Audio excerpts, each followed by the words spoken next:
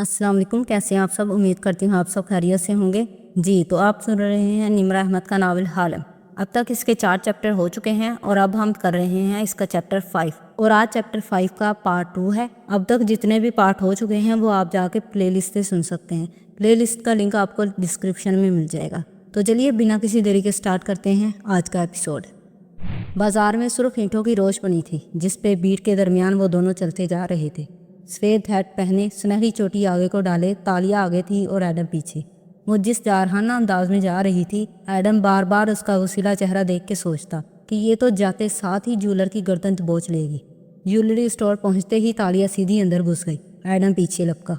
Showcase के पीछे एक आदमी बैठा था। तालिया को देख के वो खुश अखलाकी से मुस्कुरा के उठा। अस्सलाम वालेकुम मैडम। कहीं पीछे तेज़ पंखे चलने की आवाज़ आ रही थी। वालेकुम अस्सलाम अंकल, ये मेरा भाई अभी आपसे अंगूठी लेकर गया था। बहुत ही जल्दबाज है ये। मुझे बताइए मैं इसका क्या करूं? आखिर ये कब बदलेगा? वो कुर्सी पे बैठते साथ ही शुरू हो गई थी। दोस्ताना लहजा, कदरे पचकाना आवाज़। एडम मोहम्मद ने बेयकीनी से उसे देखा। वो बिल्कुल भी गुस्से में नहीं लग रही थी। अब देखे ना, हमारी माँ का सिक्का ही बेच दिया, वो भी अपनी बीवी के लिए। जिस दिन से इसकी शादी हुई है हम बहन भाई तो मुश्किल में पड़ गए हैं। अब बताएं मैं माँ को क्या जवाब दूंगी? मासूमियत से पूछते हुए पलकें चपकी। वो सिक्का तो हमें पिघला दिया मैम। सेल्समैन मतानत से इसके मुकाबले खड़े बोला। अंचे, वो आगे को हुई और बेबसी बड़ी मासूमियत से बोली। वो सिक्का हमारे लिए बहुत कीमती है। हमारे तो छोटे छोटे इकलौते माँ बाप हैं। वो शदीद नाराज़ होंगे। मैडम बस खड़ा उसे देख रहा था, मुंह खोले।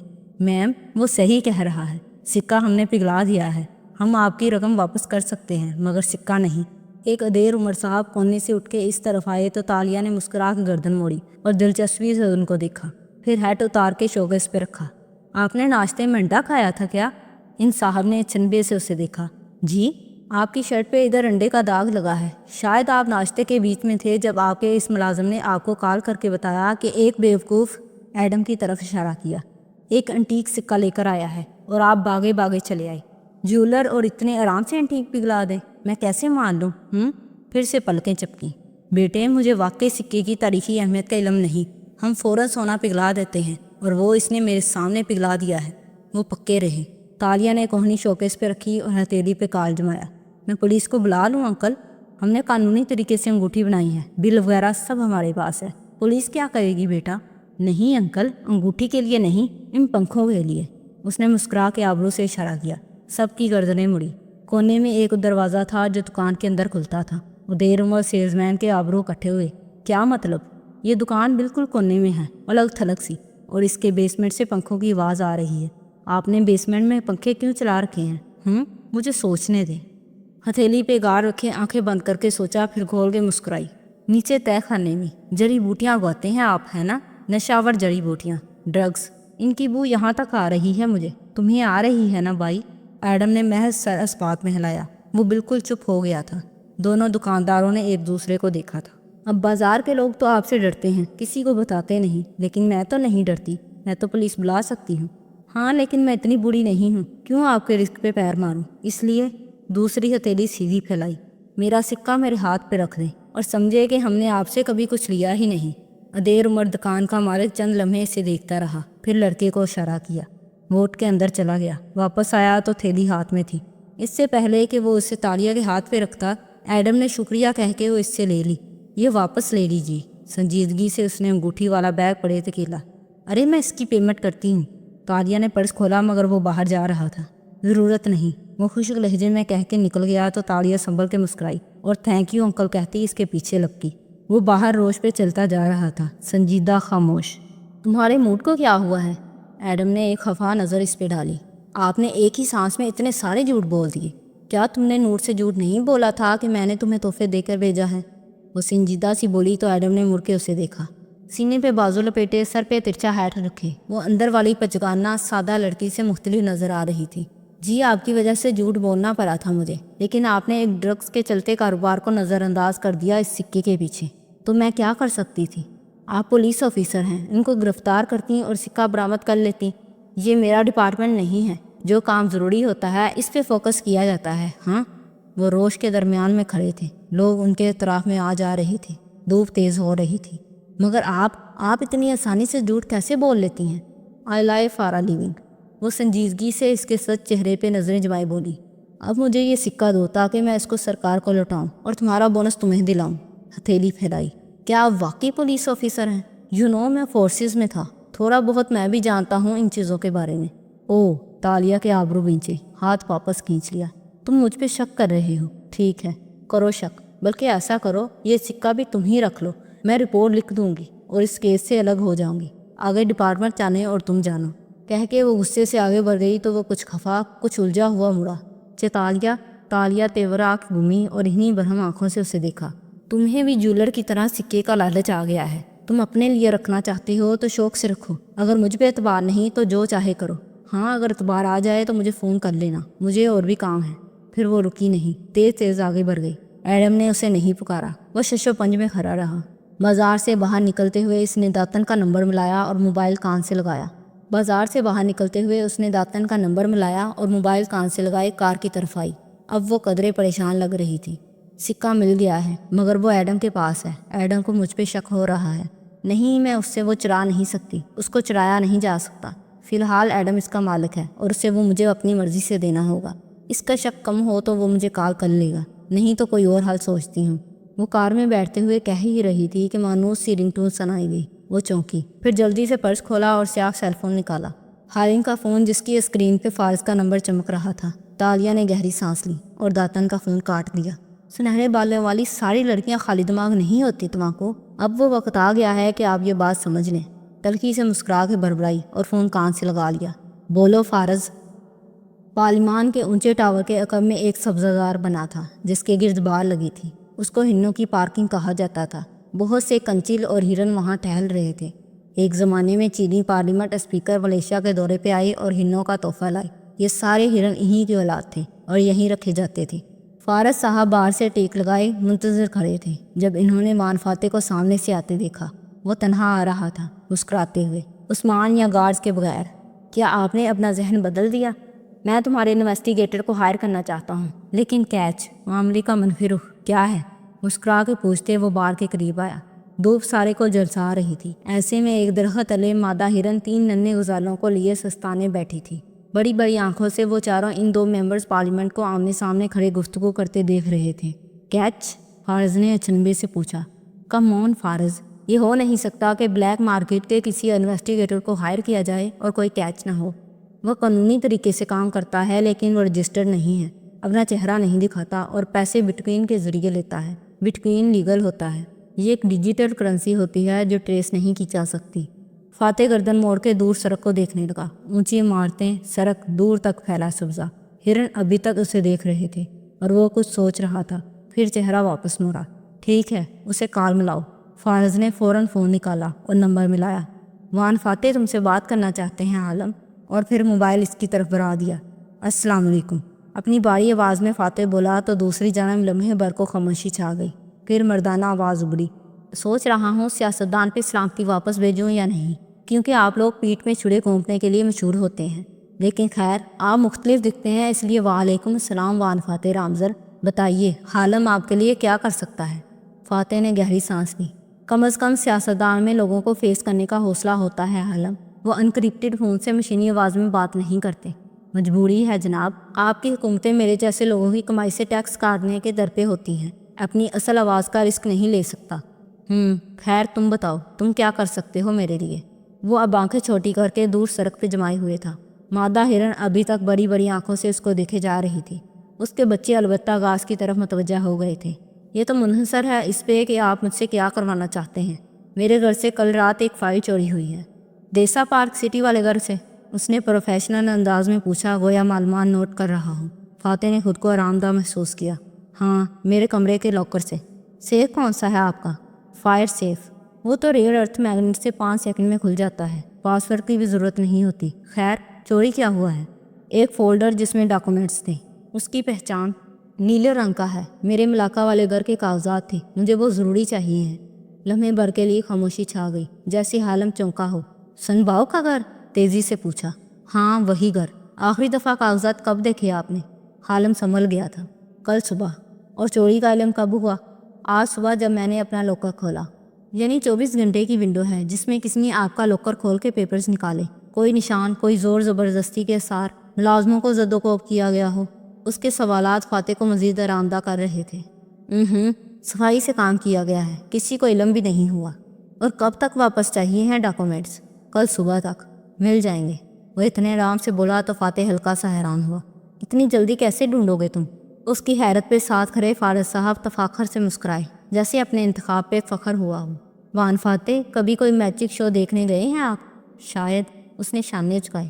لوگ جادوگروں کے تماشے دیکھنے کیوں جاتے ہیں؟ حیران ہونے کے لیے، دھوکا کھانے کے لیے، امیزڈ ہونے کے لیے۔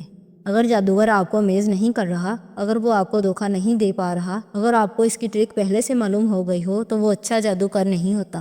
آپ بور ہوتے ہیں، آپ کو مزہ نہیں آتا، اس لیے آپ کو میرا طریقہ کار معلوم کرنے کی ضرورت نہیں ہے۔ آپ میرے پاس دھوکا کھانے آئے ہیں، حیران ہونے، ٹریپڈ ہو جانے۔ اگر آپ کی تشفی نہ ہو تو میں آپ سے پیسے نہیں لوں گا۔ چلو دیکھتے ہیں، وہ مسکرایا۔ تمہارے پاس کل صبح تک کا وقت ہے۔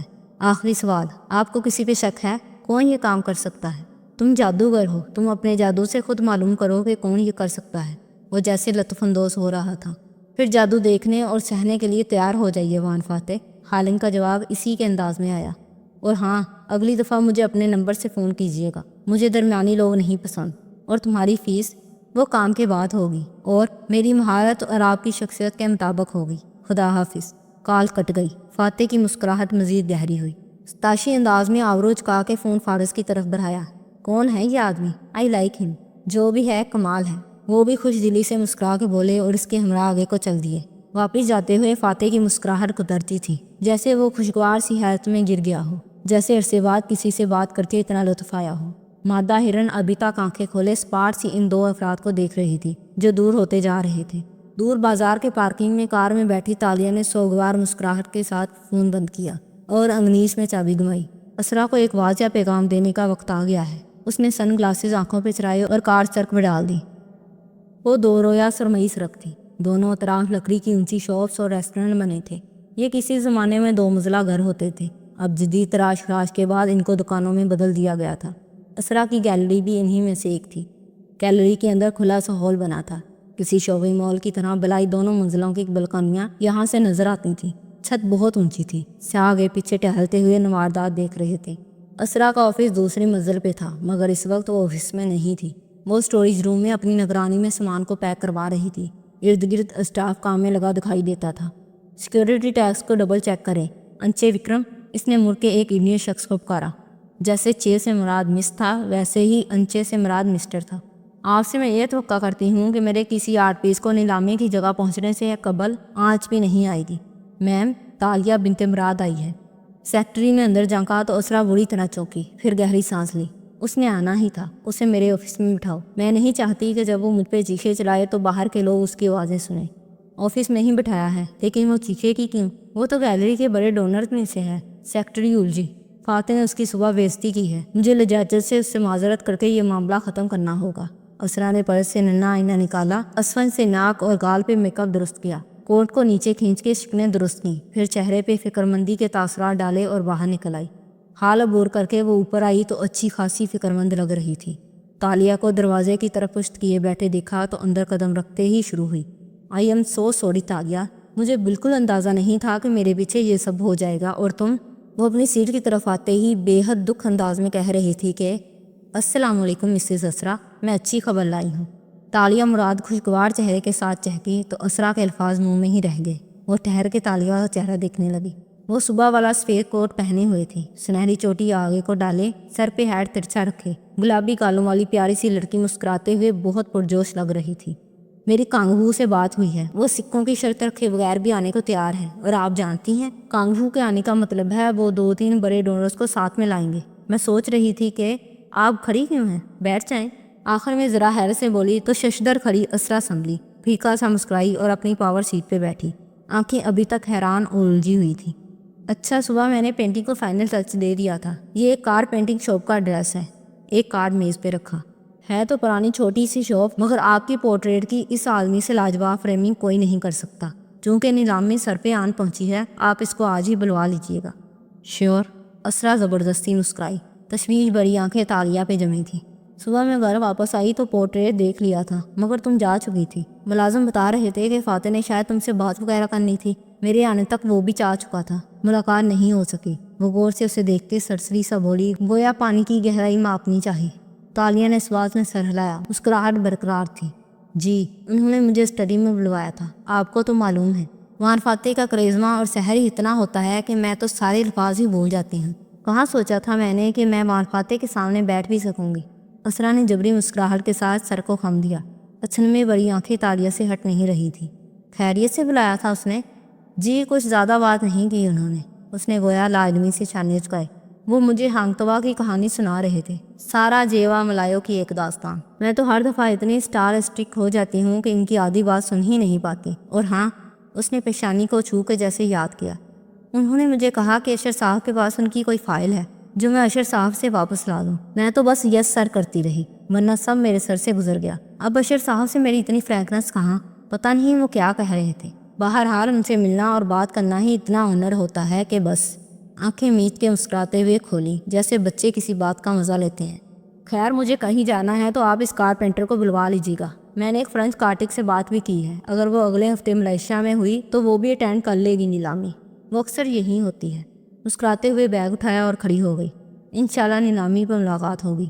اسرا نے بروقت سر اس بات میں ہلایا، جگہ سے نہیں اٹھی۔ فاتح ذرا مختلف طبیعت کا ہے تو آئی ایم شور اس کی بات کا کوئی غلط مطلب نہیں ہوگا۔ کس بات کا؟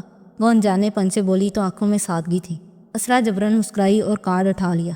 کچھ نہیں، میں ابھی اس کو بلوا لیتی ہوں۔ رائٹ؟ صحیح۔ تالیہ مسکرا دی اور پھر باہر چلی آئی۔ نکلتے ساتھ ہی چہرے کے تاثرات سنجیدہ ہو گئے۔ سیاہ چشمہ آنکھوں پہ چرا لیا اور گزرتے گزرتے راہداری میں رکھے فلور لیمپ کو پیر سے ٹوکر ماری۔ لیمپ اونتا زمین پہ آ گرا۔ 2 ورکرز لیمپ کی طرف دوڑے تھے۔ وہ آگے بڑھتی گئی۔ اندر اسرا اپنے آفس میں دم سادے بیٹھی تھی، چپ، بالکل چپ۔ تبھی کسی افتاد کی طرح سیکٹری اندر داخل ہوئی۔ مس تالیہ تو آپ سے اتنی اچھی باتیں کر رہی تھی، مگر جاتے جاتے انہوں نے کارنر لیمپ کو گرا دیا۔ اچھی باتیں؟ اسرا نے سلگتی کھا جانے والی نظروں سے اسے گھورا۔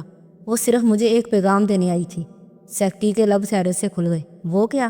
وہ یہ کہنے آئی تھی کہ وہ ان گیمز میں مجھ سے زیادہ اچھی ہے، اور یہ کہ وہ ایک بہت خطرناک لڑکی ہے، مجھے اس سے ڈرنا چاہیے۔ اس نے بے اختیار کن پٹی چھوئی۔ یہ لڑکی کسی چیز کے پیچھے ہے، اسے کچھ چاہیے۔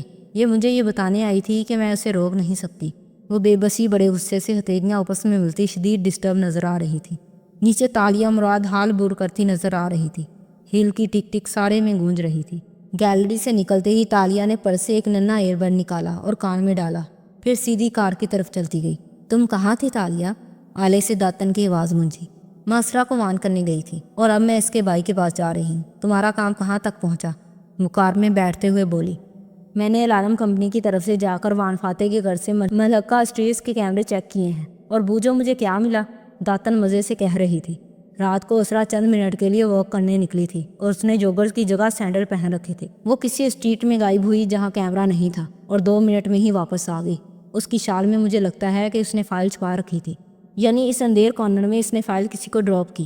یقیناً اشر کا کوئی آدمی ہوگا، کوئی ویڈیو، کوئی تصویر جس میں وہ فائل دیتے دکھائی دے رہی ہو۔ نہیں تالیہ، لیکن میں سوچ رہی ہوں کہ اشر کے خاص بندوں کا فون ٹریس کراؤں کہ وہ رات کو اس جگہ آئے تھے یا نہیں۔ اور داتن ریلیکس، ہم انویسٹیگیٹر نہیں ہیں، اس لیے کسی قسم کی تفتیش کی ضرورت نہیں ہے۔ کار اسٹارٹ کرتے ہوئے وہ سنجیدگی سے بولی تو داتن لمحے بھر کو خاموش ہو گئی۔ تو پھر ہم نے کرنا کیا ہے؟ وہی جو ہمیں آتا ہے، یعنی چوری۔ اس نے کار سڑک میں ڈال دی۔ لمبی سرمئی سڑک اطراف میں درختوں کی لمبی قطار کے باعث چھایا میں تھی۔ لیکن ہمیں یہ کون بتائے گا کہ فائل کہاں ہے؟ اشر بتائے گا۔ اس نے گلاسز اتارے اور مسکرا کے اسٹیئرنگ وہیل گھماتے موڑ کاٹا۔ چند لمحوں بعد وہ سیاہ موبائل اسٹینڈ پہ لگائے اسپیکر آن کیے ہوئے تھی۔ فاتح کا نمبر ملا رکھا تھا اور گھنٹی جا رہی تھی۔ ہیلو، اس کی باری آواز کار میں گونجی تو تالیہ کے لبوں پہ تلخ مسکراہٹ بکھر گئی۔ غالباً فارض نے آپ کو میرا نمبر دے دیا تھا، تبھی آپ نے کال اٹھا لی، ورنہ میں نے سنا تھا آپ غیروں کی کیا اپنوں کی کال بھی نہیں اٹھاتے۔ دوسری جانب سے گہری سانس لی گئی۔ سنی سنائی سے زیادہ فرسٹ ہینڈ انفارمیشن پہ بھروسہ کیا کرو حالم۔ اور آپ نے اسرا کی سن کے جو مجھ پہ الزام لگا دیا وہ، مگر بولی نہیں، صبر کر گئی۔ تو جادوگر کے شو کے لیے تیار ہیں آپ؟ ابھی تک تمہارا شو شروع نہیں ہوا کیا؟ تم نے تو صبح تک فائل واپس کرنی تھی۔ کوئی بھی جادوگر اپنے اسسٹنٹ کے بغیر کرتب نہیں کھیلتا، لیکن اسسٹنٹ کے علاوہ بھی ایک چیز وہ کرتا ہے۔ حاضرین میں سے وہ کسی ایک کو بلاتا ہے اور اس کو کوئی کام کرنے کا کہتا ہے۔ کیا آپ کرتب کا حصہ بننا چاہیں گے؟ میں کسی سے احکامات نہیں لیتا حالم، وہ بے نیاز تھا، مگر اپنی فائل کے لیے آپ کو میرے حکم کی تعمیل کرنی ہوگی۔ جیسے حاضرین میں سے آیا شخص اسٹیج پہ آتے ہی جادوگر کے تابع ہو جاتا ہے۔ حالم، اگر تمہیں یقین ہے کہ تم میرا وقت ضائع نہیں کر رہے تو میں یہ کروں گا، ورنہ مجھے ابھی بہت سے کام کرنے ہیں۔ آپ نے مجھے ایک بہت چھوٹا دورانیہ دیا ہے کام کا، اس لیے آپ کو میری بات ماننی پڑے گی۔ کچھ دیر بعد میں آپ کو ٹیکسٹ کروں گا، عین اسی وقت آپ ایک کام کریں گے۔ وہ ساری تفصیل بتاتی گئی۔ حالم کا روایتی گھمنڈی انداز سمجھانے والے انداز میں بدلتا گیا۔ یہ پہلا کلائنٹ تھا جس کے لیے لہجہ نرم ہوا تھا۔ پتہ نہیں کیوں اس کے سامنے سر اور دل دونوں جھک جاتے تھے۔ وہ تو آنکھوں تھے۔ شیور، میں کر دوں گا، لیکن ٹیکسٹ مت کرنا، میرے فون پہ رنگ کرنا۔ میں میٹنگ میں ہوں تو فون نہیں دیکھتا۔ وہاں ازلی بے نیازی کا وہی عالم تھا۔ رائٹ سر، وہ زبر سے بولی اور اسٹینڈ پہ لگے فون کی اسکرین پہ انگلی پھیری۔ کال ختم ہو گئی۔ منہ میں کچھ بربرا کے سر جھٹکا اور نظریں سر پہ جما دی۔ ایڈم محمد اس سکوں کو جیب میں لیے جانے کتنی دیر سڑکوں کی خاک چھانتا رہا تھا۔ گھر آیا تو ننا باغیچہ گرمی میں جھلس رہا تھا۔ مرغی ڈرمے میں کسی کونے میں چھپی بیٹھی تھی۔ پھول مرجھائے ہوئے لگ رہے تھے۔ وہ تھکا ماندہ اندر داخل ہوا تو ماں راہداری میں کچن کے دروازے پہ کھڑی نظر آئی۔ اسے دیکھ کے آنکھوں میں حیرت ابھری۔ تم جلدی آ گئی، خیریت؟ عبداللہ خلاف توقع آج واپس آ گیا ہے، اس لیے میری چھٹی ہو گئی۔ مگر ایڈم، میری تو ابھی 10 منٹ پہلے عبداللہ کی والدہ سے بات ہوئی ہے۔ اسرا نے اس کو بلوایا تھا، مگر بس نہ ملنے کی وجہ سے وہ کل صبح تک ہی آ پائے گا۔ ایڈم وہیں ٹھٹک کے رک گیا۔ نہیں، مسز اسرا نے کہا ہے کہ وہ آ چکا ہے، اس لیے تو انہوں نے مجھے بھیج دیا۔ کیا تمہیں یقین ہے کہ انہوں نے تمہیں کسی اور وجہ سے نہیں بھیجا؟ ابو تشویش سے اسے دیکھ رہی تھی۔ ایڈم کا دماغ بک سے اڑ گیا۔ کیسی دنیا تھی یہ؟ کون سچا تھا، کون جھوٹا؟ وہ گمسم سا ہو گیا۔ پھر الٹے قدموں باہر نکل آیا۔ برآمدہ دھوپ سے محفوظ تھا، وہاں چھایا تھی۔ وہ کرسی پہ بیٹھ گیا اور ننے باغیچے کو دیکھنے لگا۔ پیر کینچی صورت میز پہ رکھ لیے، چہرہ سوچ میں ڈوبا لگتا تھا۔ پھر اس نے فون نکال کے ڈرائیور کا نمبر ملایا۔ ڈرائیور ساری سیاستوں اور اندر کی سازشوں سے بے خبر ہوتا تھا۔ نہ اس کا اتنا عہدہ تھا، نہ مقام کہ اسے کوئی شریک کرتا۔ ایڈم، تم آج آئے کیوں نہیں؟ وہ اس کی آواز سنتے ہی شروع ہو گیا۔ خاطر صاحب پارلیمنٹ جاتے وقت ہمیشہ 2 کپ کافی پیتے ہیں، عثمان کو بول گیا تھا، اس نے صرف 1 دیا۔ یہ کیا طریقہ ہے؟ اپنی طرف سے ڈرائیور نے روب چڑھا۔ وان فاتح اس وقت کہاں ہیں؟ ابھی میں ان کو گھر لایا ہوں، پھر یہاں سے ہم نے آگے جانا ہے۔ باڈی مین کا فرض بھی عثمان ادا کر رہا ہے، تمہارا پوچھا بھی تھا فاتح صاحب نے۔ میں ابھی آتا ہوں، لیکن سنو، وہ احتیاط سے پوچھنے لگا، آج گھر میں کچھ ہوا ہے کیا؟ کیا مطلب؟ کوئی غیر معمولی واقعہ، کوئی ایشو؟ میں اس لیے پوچھ رہا ہوں کہ کہیں میری وجہ سے۔ صبح فاتح صاحب کی عام فائل چوری ہو گئی۔ ملازمہ بتا رہی تھی کہ صاحب نے جو پینٹر لڑکی آتی ہے اس سے بھی پوچھ گچھ کی ہے۔ صاحب بہت غصے میں تھے صبح، ادھر پارلیمان میں سب کو پتا تھا۔ 2-3 ڈرائیورز نے تو مجھ سے بھی آ کے پوچھا۔ چیتالیہ سے؟ اس کا دماغ تیزی سے کام کر رہا تھا۔ صاحب نے چیتالیہ سے پوچھ گچھ کی؟ ملازم کہہ رہے ہیں کہ صاحب کو شک ہے چیتالیہ نے ہی چوری کی ہے۔ وہ اتنا باخبر تھا جتنا ہر ڈرائیور ہوتا ہے۔ ایڈم کے دماغ میں گھنٹیاں بجنے لگی۔ میں آتا ہوں کہہ کے فون رکھا اور باہر کو بھاگا۔ وان فاتح کی رہائش گاہ پہ گھنٹی بجاتے ہی گارڈ باہر نکل آیا۔ تمہارا کام ختم ہو چکا ہے ایڈم، تم کیوں آئے ہو؟ گارڈ کو شاید ایڈم کو اندر نہ آنے دینے کی ہدایت دی گئی تھی۔ مجھے فاتح صاحب سے ملنا ہے، وہ بے چینی سے بولا تھا۔ ایسے تو صاحب نہیں ملتے، وہ بہت مصروف ہوتے ہیں۔ صرف 5 منٹ کے لیے ملنے دو، میں چلا جاؤں گا۔ ابھی الفاظ منہ میں تھے کہ آٹومیٹک گیٹ کھلتا چلا گیا۔ ایڈم نے چونک کے دیکھا، فاتح کی کار باہر نکل رہی تھی۔ فاتح پچھلی سیٹ پہ سر جھکائے اینک لگائے موبائل دیکھ رہا تھا۔ البتہ ڈرائیور نے ایڈم کو دیکھ کے کار آہستہ کر دی۔ ایڈم بھاگ کے فاتح کی کھڑکی تک گیا، بے چینی سے دستک دی۔ اس نے چونک کے سر اٹھایا، پھر بٹن پہ انگلی رکھی، شیشہ نیچے ہوتا گیا۔ تم کہاں تھے صبح سے ایڈم؟ اس نے سادگی سے پوچھا تو اگلی سیٹ پہ بیٹھا عثمان پورا گھوم کے تندھی سے بولا، سر عبداللہ نے پہنچ جانا تھا تو اس کو فارغ کر دیا۔ کیا میں نے تم سے پوچھا ہے عثمان؟ وہ اسی سادگی سے عثمان کو دیکھ کے بولا تو وہ چپ ہو گیا۔ فاتح نے گردن اس کی طرف موڑی۔ اور تم ٹھیک ہو ایڈم؟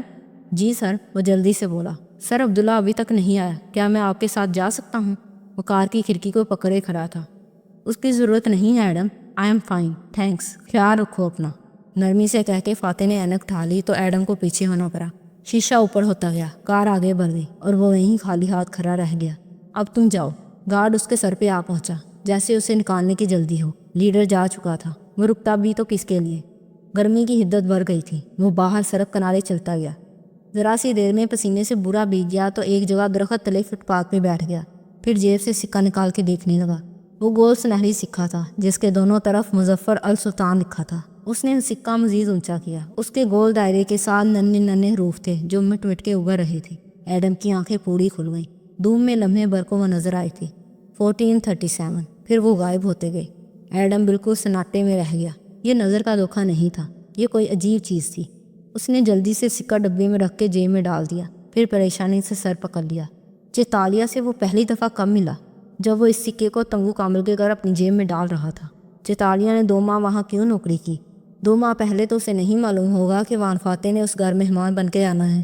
کیا وہ اس سکے کے پیچھے تھی؟ ایک نئی خیال نے اسے چونکا دیا۔ کیا یہ اس کا بار بار اسرا کے گھر آنا یہ سب سکے کے لیے تھا؟ لیکن نہیں، وہ تو فاتح کی حفاظت پہ مامور ایک پولیس آفیسر تھی جس کو فاتح پہلے سے جانتا تھا، تبھی اس کو تاشا کہتا تھا۔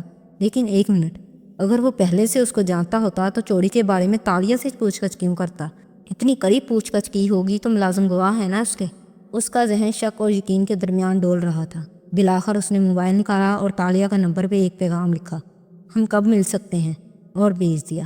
اب اسے جواب کا انتظار تھا۔ دوپہر دھیرے دھیرے شام میں ڈر رہی تھی، البتہ گرمی اور عبث ویسا ہی تھا۔ ایسے میں وہ نیلے شیشوں والا بزنس ٹاور سر اٹھائے کھڑا تھا جس کے 19ویں فلور پہ اشر محمود کا آفس واقع تھا۔ 19ویں فلور پہ کشادہ سی لابی تھی جس کے سامنے لفٹ کے دروازے اس وقت کھل رہے تھے اور تالیہ مراد باہر نکل رہی تھی۔ لباس بدل لیا تھا، گلابی قمیض پہ سیاہ منی کوٹ پہنے، کوہنی پہ بیگ ڈالے، سنہری چوٹی کندھے پہ آگے گئے اور سر پہ ترچھا سفید ہیر جمائے وہ باہر آئی اور ریسیپشن ڈیسک کے قریب رکی۔ تالیہ بنت مراد، مجھے اشر محمود سے ملنا ہے۔ جی، ان کا آفس بالکل کارنر میں ہے۔ لڑکی نے تہذیب سے گائیڈ کیا تو وہ ہوں کہہ کے نخریلی امیر زادیوں کی طرح آگے بڑھ گئی۔ کن اکھیوں سے لابی کے صوفے پہ اخبار پھیلائے مطالعے میں منہمک داتن کو دیکھا مگر رکی نہیں۔ فاتح وہ کر دے گا نا جو تم نے کہا ہے؟ داتن اخبار سامنے رکھے آہستہ سے بولی۔ کان میں لگا آلہ دور جاتی تالیہ کو آواز پہنچا گیا۔ حالم کی بات کون ٹال سکتا ہے؟ وہ بے پرواہی سے بولی۔ اب وہ راہداری کے دوسرے سرے تک پہنچ گئی تھی۔ اشر کے آفس کے باہر بیٹھی سیکرٹری فوراً اٹھی۔ چیتالیہ، اشر صاحب آپ کا انتظار کر رہے ہیں۔ سیاہ منی کوٹ والی لڑکی نے پرس میں ہاتھ ڈالا اور سیاہ موبائل سے نمبر ملایا۔ 2 گھنٹیاں اور کال کاٹ دی۔ اب وہ اشر سے ملنے کے لیے تیار تھی۔ وہاں سے چند میل دور ایک بین الاقوامی نشریاتی ادارے کے اسٹوڈیو روم میں وان فاتح موجود تھا۔ سیٹ لگا تھا، کیمرے سیٹ ہو رہے تھے، اینکر اپنے کاغذات پڑھ رہا تھا اور فاتح مطمئن سا ٹانگ پہ ٹانگ جمائے کافی پیتے ہوئے سارا منظرنامہ دیکھ رہا تھا۔ تبھی جیب میں رکھا فون تھر تھرایا تو اس نے نکال کے دیکھا۔ حالم کا نمبر دیکھ کے مسکرایا اور موبائل واپس رکھ دیا۔ پھر قریب کھڑے عثمان کو بلایا۔ یہ کافی لے جاؤ، میں فریش ہو چکا ہوں، اس کی ضرورت نہیں ہے۔ خیریت سر؟ عثمان نے مسکرا کے اس کا تازہ دم چہرہ دیکھا۔ ہاں، صبح ایک انویسٹیگیٹر کو ہائر کیا تھا، اس نے بتایا ہے کہ فائل مل گئی ہے، اللہ کا شکر۔ عثمان کا منہ کھل گیا۔ واقعی؟ اصلی فائل کہاں سے ملی؟ جس نے چرائی تھی اس کے سیف سے۔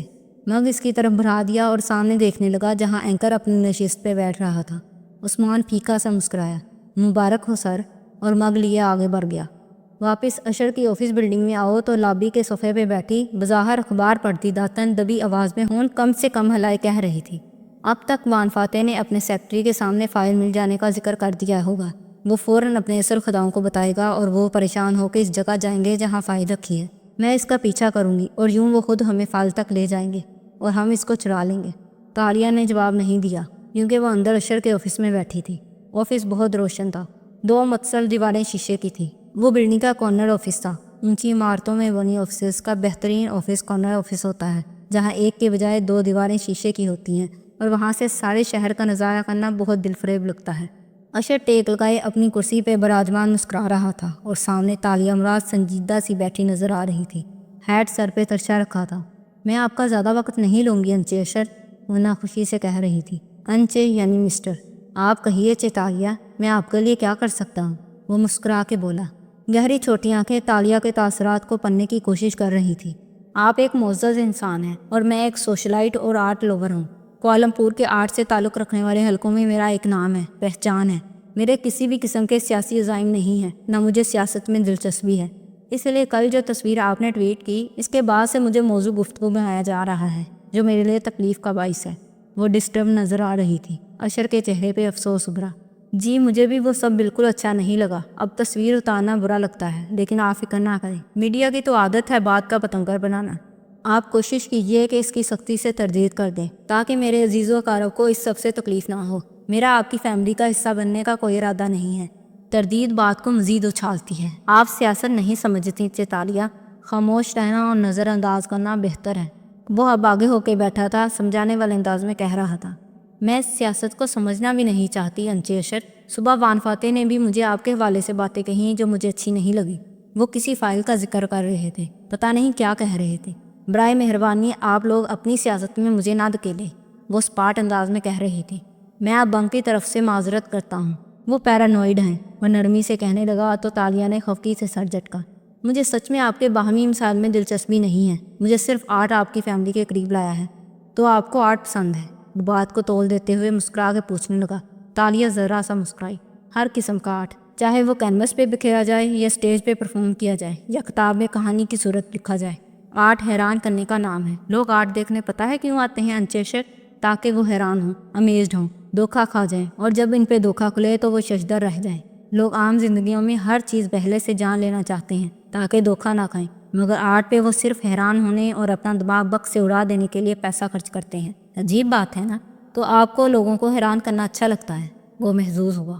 جی، مجھے وہاں سے آنا اچھا لگتا ہے جہاں سے انہوں نے توقع بھی نہیں کی ہوتی۔ اس کی مسکراتی چمکدار آنکھیں اشر پہ جمی تھی۔ آپ کو کیا اچھا لگتا ہے؟ اشر کی مسکراہٹ گہری ہوئی۔ میں ایک آرکیٹیکٹ ہوں، مجھے اونچی عمارتیں بنانا اور بلندیوں پہ کھڑے ہو کے دنیا کو دیکھنا اچھا لگتا ہے۔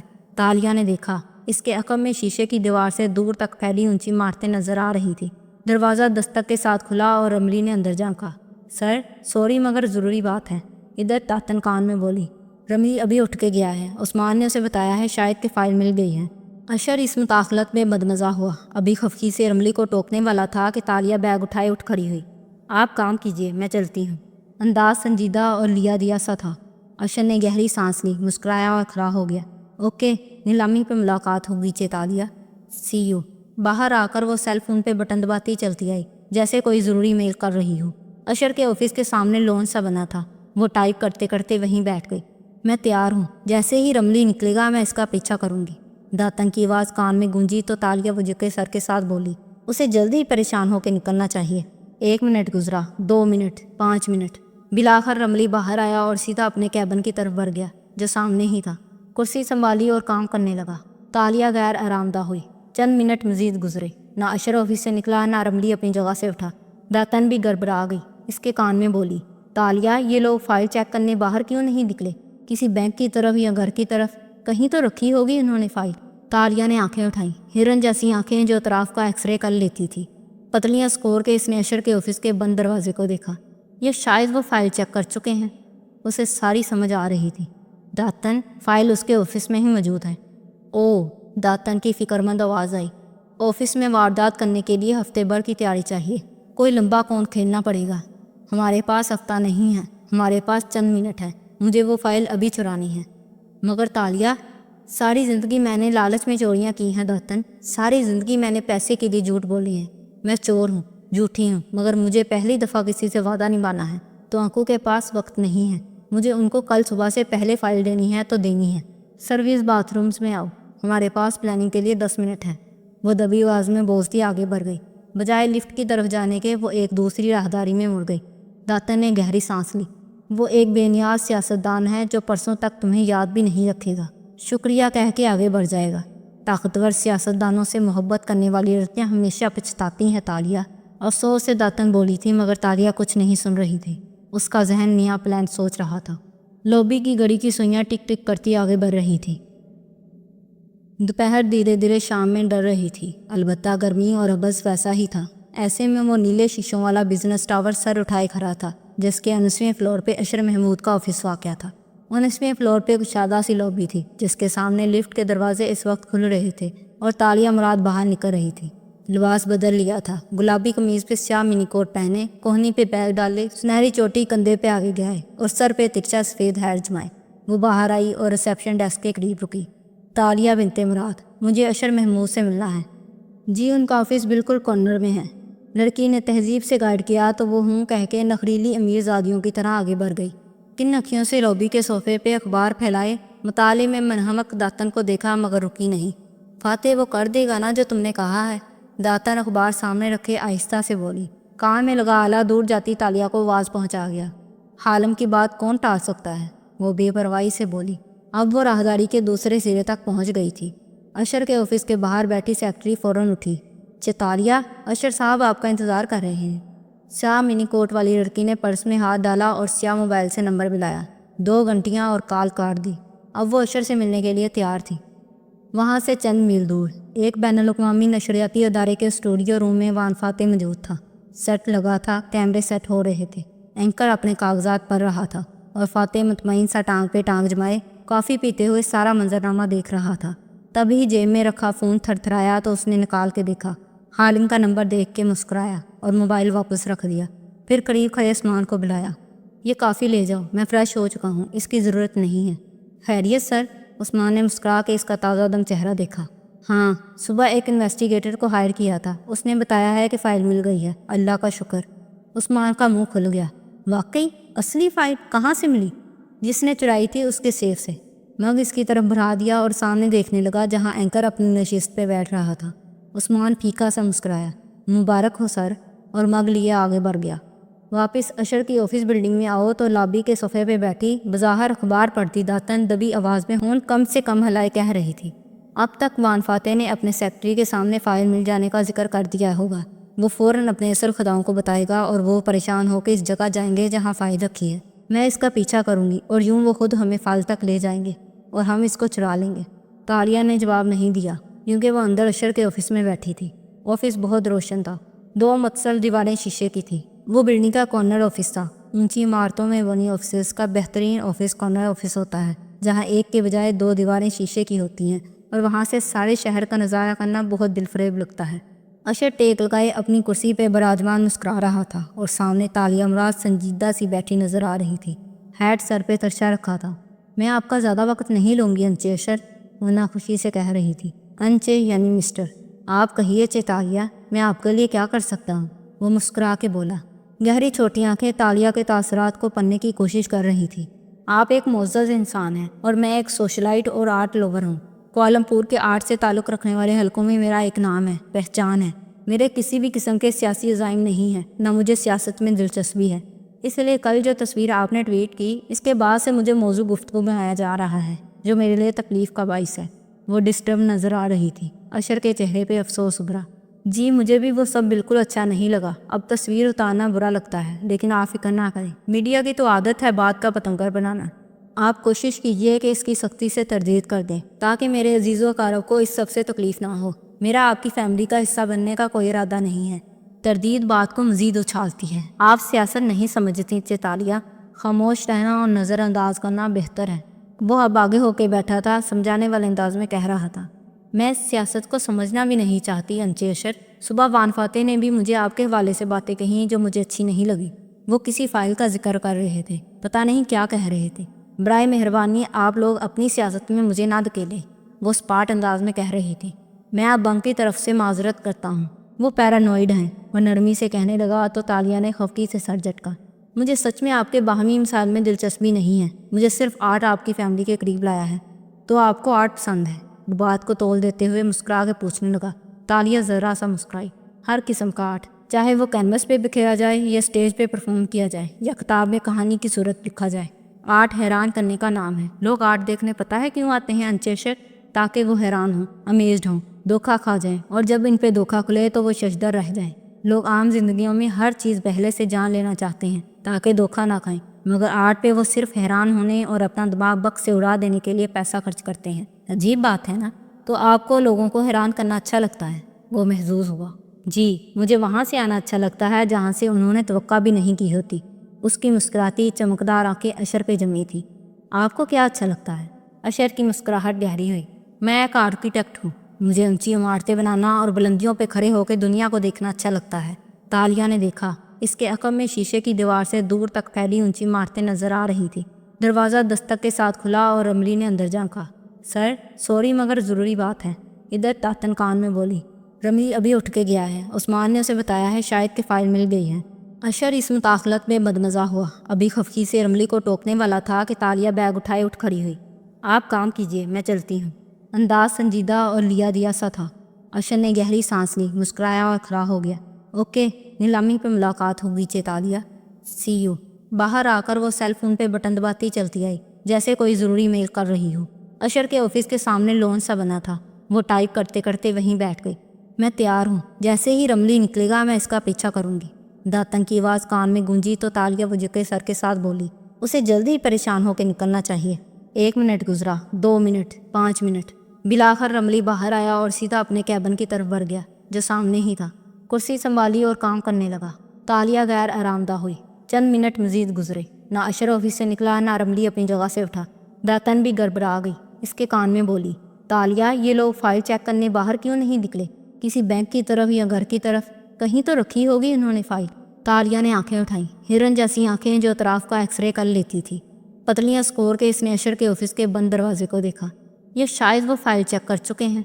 उसे सारी समझ आ रही थी। दातन, फाइल उसके ऑफिस में ही मौजूद है।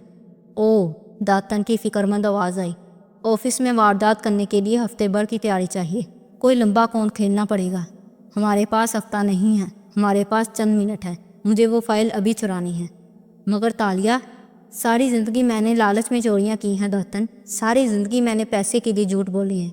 मैं चोर हूँ, झूठी हूँ, मगर मुझे पहली दफ़ा किसी से वादा निभाना है तो आंखों के पास वक्त नहीं है।